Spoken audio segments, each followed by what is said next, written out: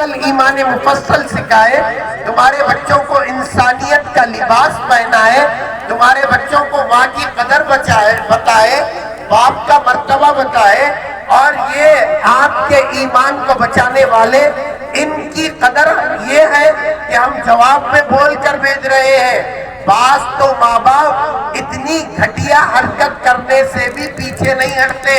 مول صاحب بولے گھر کو واپس بھیجے، جا کو فیس لے کر آؤ، تو عربی چھڑا دیتے ہیں، مکتب بھیجنا چھوڑ دیتے ہیں۔ کہا تمہارا بچہ نہیں آ رہا، نہیں مول صاحب گھر کو واپس بھیجے تھے، گھر کو واپس بھیجے سو واسطے عربی چھڑاتے۔ اس لیے میرے بھائیوں، قدر کرو تلاوت کرنے والوں کی، اللہ کے کلام سے جڑنے والوں کی۔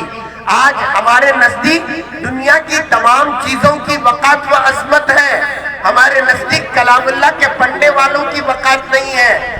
آپ نے خبریں سنتے رہتے ہیں، جو مرغہ اللہ اکبر کی آواز نکالا اس کی قیمت لاکھوں میں لگائی گئی، جو صبح سے شام مؤذن اذان دیتا ہے اس کی قیمت اور اس کی خدمت کا معاوضہ مہینے میں 8,000 بھی مکمل نہیں رہتا، 10,000 بھی مکمل نہیں رہتا۔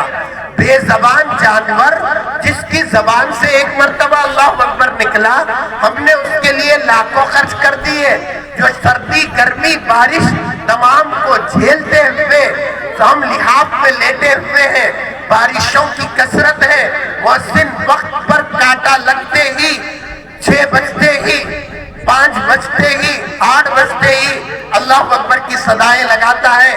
ہم اس کی قیمت، ہم اس کی خدمت کا معاوضہ اتنا گھٹیا رکھ دیے ہیں کہ ہمارے پاس ہوٹل میں کام کرنے والے کی قیمت ہوتی ہے روزانہ کی 500 روپے، لیکن ہماری مسجد میں امامت کرنے والا، ہماری مسجد میں اذان دینے والا، اس کی روزانہ کی مزدوری یا روزانہ کی تنخواہ 200 سے 250 روپے رہتی ہے۔ غلط بول رہا ہوں کیا بھائی؟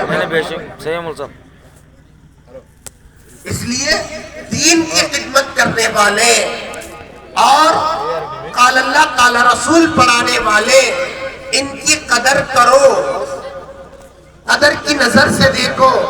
اللہ مال کو نہیں دیکھتے۔ واقعہ بول کر ختم کروں گا۔ ایک مرتبہ رات میں مجلس لگی ہوئی تھی، تیمور لنگ کے یہاں ایک اندھا گویا گانے والا، اندھا تھا، آنکھ نہیں تھی، اس کا نام تھا دولت۔ کیا نام تھا اس کا؟ دولت نام تھا۔ بڑے سر میں، بڑے سریلی آواز میں، بڑے سحر انداز میں اس نے گانا سنایا۔ بادشاہ کو مذاق کی سوجی، بادشاہ مذاق کرنا چاہتا تھا، اس دولت کو بلایا، پوچھا تمہارا نام کیا ہے؟ اس نے کہا دولت ہے۔ بادشاہ بولتا دولت اندھی ہوتی کیا بولتا، اندھا تھا نہیں، دولت اندھی ہوتی کیا بول کر بولتا۔ تو اندھوں کو بھی نہیں چھیڑنا، اندھے کو رات میں دور کی سوجی بول کر محاورہ ہے، وہ حاضر جواب رہتے، وہ فوراً دولت گویا بولنے لگتا۔ اگر دولت اندھی نہ ہوتی تو لنگڑے کے گھر کو نہیں آتی۔